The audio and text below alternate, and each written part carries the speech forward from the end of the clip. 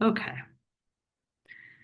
we are on chapter 10 of Abbas this week, and this is all about cell mediated immunity. Um, this is great fodder for our boards. There's a lot of things here that I think are worth, starting to memorize because there's just easy things to pull for board questions out of here. Okay, so a quick introduction. Cell-mediated immunity is the host defense mediated by T cells. Remember, B cells we called humoral immunity. When we're referring to T cells, we call it cell-mediated immunity. And it's the primary defense against microbes that have the ability to survive inside of cells. So again, remember, this is just a review of the words we use because I do think the language is half the challenge in learning immunology.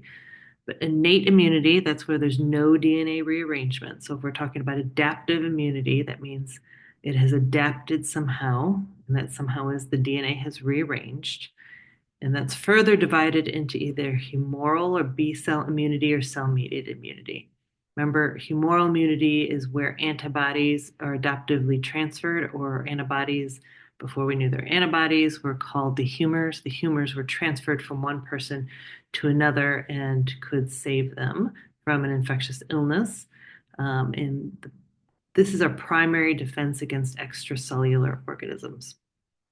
Cell-mediated immunity is also a type of adaptive immunity, but it's mediated by T cells, and its primary target are intracellular organisms.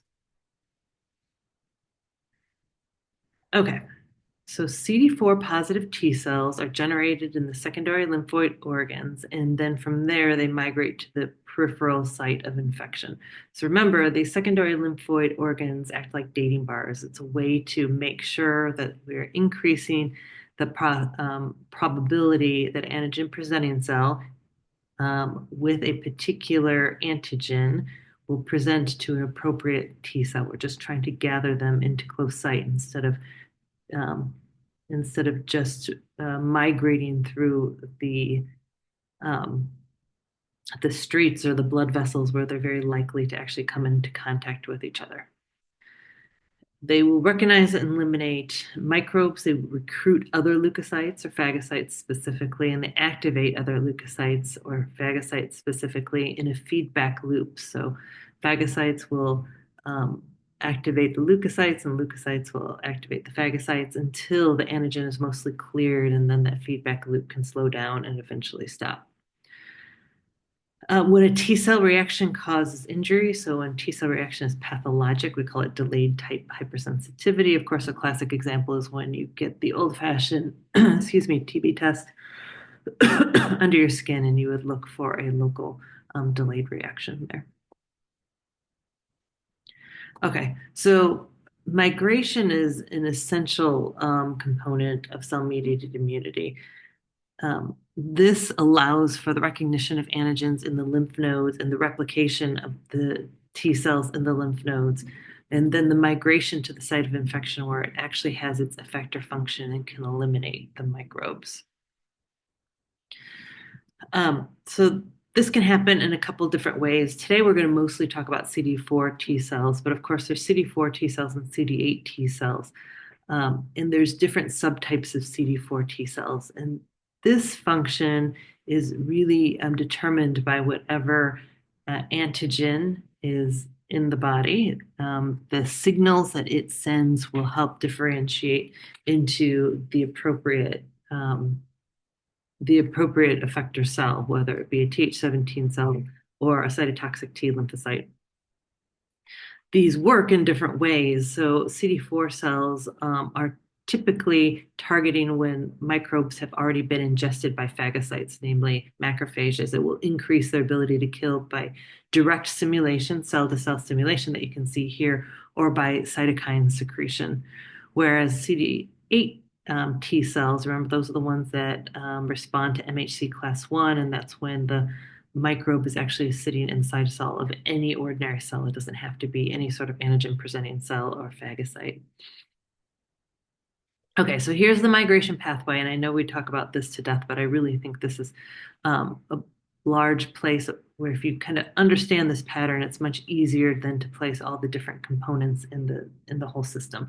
But remember, it starts with a microbe somehow getting into the body. The first layer of defense of the immune system is actually the tissues, like our skin, that prevents them from coming in. But inevitably, we all get splinters. We, step on things we shouldn't. We break the skin. We get cuts.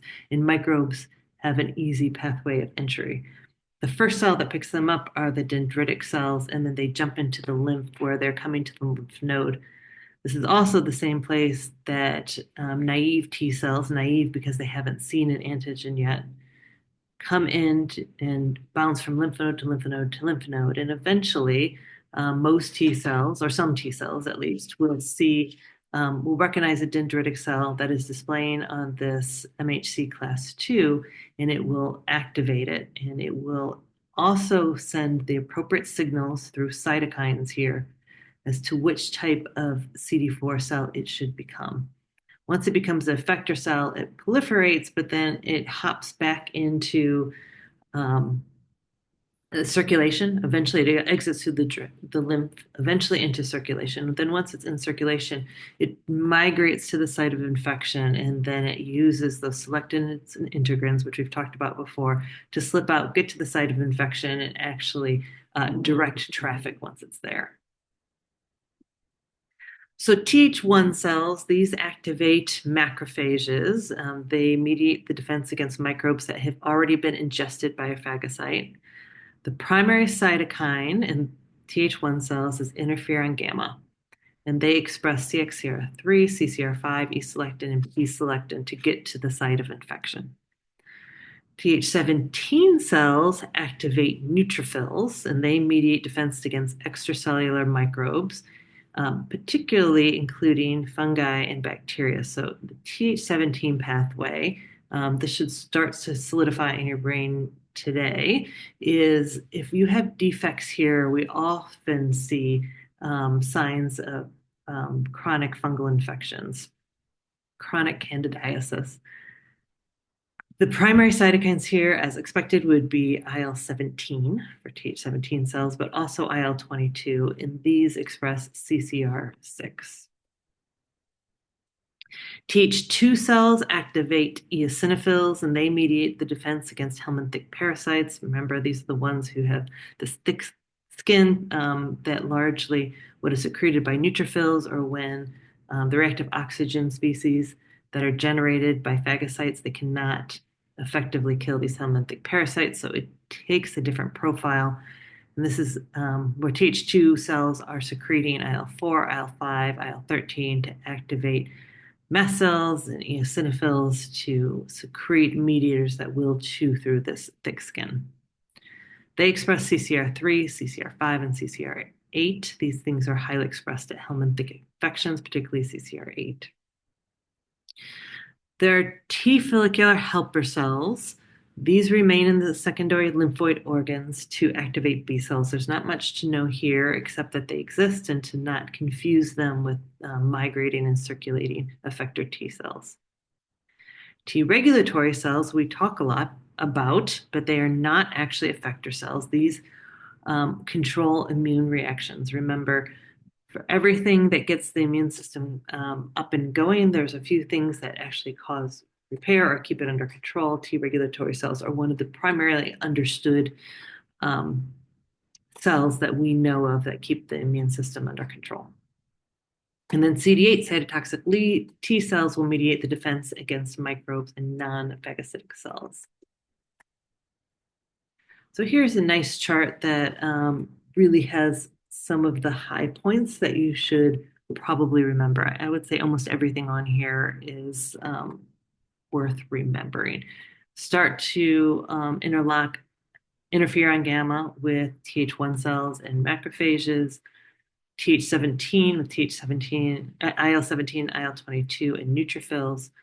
Of course, Th2 cells, 4, 5, 13, that one's probably pretty intuitive to you, considering the biologics that we use on the atopic side. And its principal target, of course, is eosinophils and mast cell activation. Then these T follicular helper cells are part of the B cell response. but don't migrate. They stay in lymph nodes. Okay, so here's this whole migration. This is a nice review of this migration pathway that we've talked about before, because this is really important for T cells since they have to go from these secondary lymphoid organs and then travel to the inside of infection. But the same thing happens that we talked about before. They get to the site of infection, and the key is their adhesion to the endothelium. So remember, there are selectins on the endothelium and there are integrins on the cell itself, and then the ligands are opposite. So when the selectin binds with the selectin ligand, it will start slowing down the cell, and then the integrins will get it to stop, and that's when it will actually let it slip through between cell walls on the endothelium. Then it can get to the site of infection where it will release appropriate cytokines and participate in the defense there. Okay. So the cytokines that drive the development of each T cell subset are produced by the antigen presenting cells. And this is really where there's a lot of investigation as to why it is that an antigen presenting cell will present to T cells and skew incorrectly towards something like Th2 immunity when it should not, but also towards Th17 immunity when it should not. These are where we get either atopic conditions or autoimmune conditions. So what is driving this initial antigen presenting cell to incorrectly start secreting cytokines that will skew this this T cell subset in the wrong direction is really a hot topic in immunology research right now. So each individual differentiation, once it sees the cytokines that are produced by the antigen presenting cell, is controlled by certain transcription factors, which we'll review again. We've talked about once, but I think are important to know. And then the effector cells will produce cytokines that not only promote its own development, but give feedback to the other cells that are participating in the clearance of the antigen to keep them going in feedback loops. The differentiation should be induced by the type of microbe present, but again, in modern society, we're seeing this go wrong for unclear reasons. So the effector functions of these T cell subsets include recruitment of other leukocytes to help with clearance of these antigens, the activation of these recruited leukocytes, continued amplification of the response until it's clear that the microbe is starting to go away, and then there is a downregulation of the response. So I don't want to actually like this one too much. It, to me, belabors the point a little bit. But here is an example where you have a CD4 positive T cell, and it is directly interfacing with a macrophage, which will not only allow it to secrete cytokines and chemokines that will recruit more leukocytes to the site of infection. It will also secrete cytokines and chemokines back to that T cell to keep it active, but it will also mutually, through CD40 ligand and CD40, send a signal for the macrophage to continue. So you can see this feedback loop that they're sending to each other until the infection's cleared, and then the cytokine secretion will slow down, and eventually you'll get this programmed cell death when the cells are no longer needed. Okay, so what are some specific effector functions? Well, Th1, as we mentioned before, activates macrophages to ingest and destroy microbes. This is phagocyte-mediated host defense, and the principal cytokine is interferon gamma. It's driven by the differentiation. The differentiation of Th1 is driven by IL-12 and interferon gamma. So interferon gamma is the principal cytokine in both survival and the effector function. And it occurs in response to microbes that activate dendritic cells, macrophages, and NK cells. So there are three transcription factors, TBET, STAT1, and STAT4, but the essential transcription factor here is TBET. So if TBET is activated, it's going to become a Th1 cell. I would lock those into memory, Th1 and TBET. So interferon gamma itself plays several important roles. It's a principal macrophage activating cytokine. It's produced in response to IL-12, so there's IL-12 interferon gamma excess that you should commit to memory. It's secreted by NK cells as well and signals through the JAK-STAT pathway. It promotes switching to IgG2 and inhibits switching to IgE, and therefore promotes development of Th1 subsets and inhibits the development of Th2 subsets. So there is also this classic macrophage activation that is important for Th1. It's through the CD40 ligand CD40 interaction. This is a contact mediated signal. They directly interface with each other, but is one of the feedbacks for this is the same cytokine interferon gamma. And it activates macrophages to kill the microbes by increasing those reactive oxygen species to do so. So remember, there is an immune deficiency associated with CD40 ligand, CD40, that I would know and again start to understand what's going wrong. Right, here is this interaction. This is one of the effector functions of Th1 cells, that you get this direct cell-to-cell CD40 ligand and CD40 on the macrophage, and this is going to induce those reactive oxygen species when the microbe is already in these phagosomes, and it will create these phagolysosomes where the reactive oxygen species can actually directly kill. This is all, again, supported by this secretion of interferon gamma. Here is a closer look of this. We have the microbe that gets brought into a phagosome. The phagosome and the lysosome will merge. This creates a phagolysosome. Through the signals, it will increase the phagocyte oxidase to create this respiratory burst.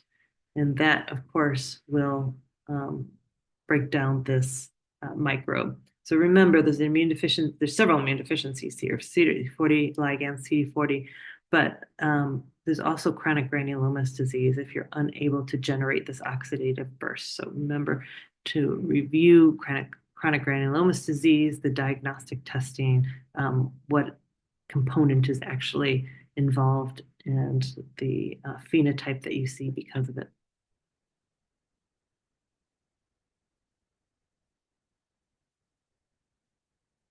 Okay, I don't know if I have much to say about this graphic, but of course, here's this pathway that we're looking at. You get your antigen presenting cell. If it recognizes the correct T cell, you're going to get proliferation of these Th1 cells, which will then go to the site of infection and through interferon gamma, enhance the killing of these phagocytes. This interferon will also induce certain B cells. So remember, T cells are activated first, and then they interface with B cells still in the lymph node, and these B cells will then create antibodies that can take care of the same microbes before they're ingested by the phagocytes. So they can actually opsonize and increase the likelihood that they're going to be taken up by these phagocytes. Okay. There are also several immune deficiencies that will make you susceptible to mycobacterial disease. So interferon gamma receptor, IL-12 receptor, STAT1. There can also have an autoantibody against interferon gamma. All of these immune deficiencies can be relevant. They result in mycobacterial infections, salmonella, and protozoa parasites. So these I would start to pay attention to through this chapter and start to learn some of these immune deficiencies. Again, I mentioned before, hyper IgM syndrome with CD40 ligand and CD40. Okay, so Th2 effector functions. The differentiation into Th2 is dependent on IL-4. This stimulates IgE and eosinophils mediated reactions that serve to eradicate helminthic parasites.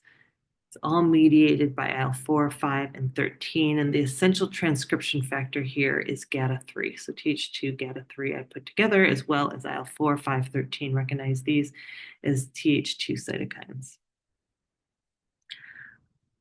IL-4 stimulates IgE production as well as IgG4 production and Th2 cell production. It signals through the JAK-STAT pathway again, and you can participate in the alternative form of macrophage activation, which we'll talk about here in a second. It stimulates peristalsis in the GI tract to try and excrete very quickly any microbes that may be sitting in the GI tract, and it will recruit leukocytes. So there's this classic macrophage activation that we've talked about that is largely mediated by interferon gamma. So you have a monocyte that interferon will signal it to become a traditional M1 macrophage where it generates these reactive oxygen species and promotes inflammation. Monocytes can also undergo, under the influence of IL-13 and IL-14, something called an alternatively activated macrophage or M2 macrophage. And this actually has an anti-inflammatory, sorry about that. An anti-inflammatory effect through IL-10s. Remember, IL-10 is an anti-inflammatory cytokine. And this will repair wounds and fibrosis. And the reason is a lot of this type of battle, so you get like a histamine release from a mast cell. It actually just goes out to the periphery, and there's going to be a lot of damage. It's not nicely packaged inside of a cell, minimizing the amount of kind of inflammation around. So it's important to have this M2 activation to start taking care of, kind of the wound repair and the fibrosis that you see when this Th2 activation occurs. So IL-13, it's another Th2 cytokine. It alternatively activates macrophages as well, and it stimulates peristalsis in the GI tract. It also stimulates mucus secretion in the airway and gut. Again, recruits leukocytes and can cause class switching to IgE. And then IL-5 is the last one. It predominantly is the predominant activator of eosinophils, and it will stimulate the growth and development of eosinophils. This one hopefully is pretty intuitive since we have biologics that are specifically aimed at IL-5. So for Th2 reactions, IgE produced by B cells and eosinophils are the primary mediators of these reactions. The IgE will activate mast cells, and they're very important in barrier immunity as well as this alternative macrophage activation. So here I think is a nice illustration of this whole pathway. So you have your helminthic parasites. They're not going to be able to be effectively taken care of by our phagocytes. They're not going to be able to be effectively taken care of by neutrophils. So, of course, this APC is signaling for this naive T cell to become a Th2 cell. So the Th2 cells will secrete IL-4, which will cause B cells to secrete IgE, which leads to direct mast cell degranulation. Part of the reason I like this graphic is you can see how destructive you can have to the surrounding environment, not only to the microbe you're trying to kill, but once you get this degranulation, you need that wound repair through the alternative macrophages to take care of the damage that you've caused by releasing macrophages in this way. Of course, IL-4 and IL-13 are going to cause this mucus production and peristalsis, and then IL-5 is going to be the primary driver of eosinophils, which will also secrete similar mediators to take care of these same helminthic parasites. Okay, so Th17 recruits neutrophils to the site of infection. It's mediated by IL-17 as well as IL-22 and 21. This destroys extracellular bacteria and fungi. Its production is stimulated by IL-6, IL-1, and IL-23. And its essential transcription factor is ROR gamma tau. I would start putting together in your mind certainly Th17 with IL-6, IL-17 pathway, and or ROR gamma tau as essential transcription factor. I try and kind of package those things together in your head. IL-17 is a unique cytokine with no redundancy that we know of. It induces a neutrophil-rich inflammation and stimulates production of antimicrobials or defensins. It contributes to many inflammatory diseases like Crohn's, RA, MS, and psoriasis. And then it maintains the integrity of epithelial barrier, like the intestinal tract, as does IL-22.